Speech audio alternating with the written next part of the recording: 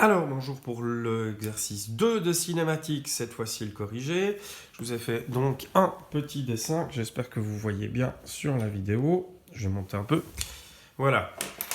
Alors, ce petit dessin, donc, vous avez le premier village, deuxième village, le cycliste qui se dépasse à vitesse constante. Donc, à vitesse constante égale MRU. On a donc un MRU. Est-ce qu'il y a un décalage par rapport à l'origine ? Est-ce qu'il y a un x0? Je pars d'ici pour mesurer le départ et puis ici pour mesurer l'arrivée. Donc x0 égale 0. Il n'y a pas de décalage par rapport à l'origine de la mesure. Donc allons-y. Ma formule, c'est de nouveau la même. dx est égal à v fois dt. Premier exercice, quel est le temps en secondes puisque j'ai des heures? Zut! Comment on fait pour trouver un temps en secondes si on a des heures? Exercice de maths de base, normalement. Alors, combien y a-t-il de secondes dans une heure? Il y en a 3600. Donc, il y a toujours plus de secondes que d'heures. Donc, 0,05 heures fois 3600. Et ça nous donne 180 secondes. Donc, voilà déjà pour trouver le temps en secondes. Ensuite, la deuxième question. Quelle est la vitesse en mètres par seconde? Alors, je vous ai donné la règle dans l'exercice 1, si jamais vous ne vous rappelez pas. Dans l'exercice 1, on avait vu que pour passer des mètres par seconde au kilomètre heure, il fallait faire fois 3,6. Et pour passer des kilomètres heure au mètre par seconde, il fallait diviser par 3,6. Donc là, je vais devoir faire 50 divisé par 3,6.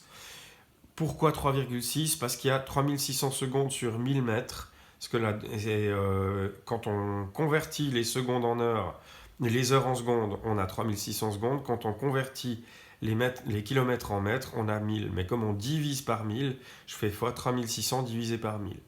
Donc en gros, c'est ça. Maintenant, donc 50 divisé par 3,6 et j'obtiens quelle réponse? J'obtiens 13,89 secondes. On va arrondir à deux chiffres, hein. C'est un 8 périodique, hein. 13,89 mètres par seconde, pardon. 1000 excuses. Ça, c'est la vitesse. Et le C, quelle est la distance entre les deux villages en kilomètres?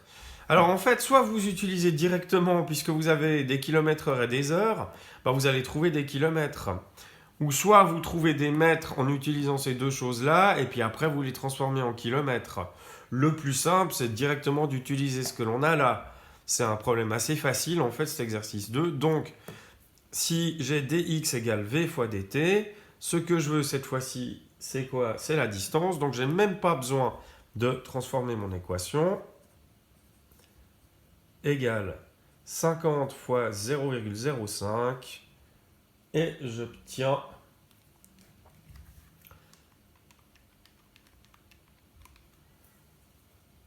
2,5 km. Voilà pour le corrigé de cet exercice 2.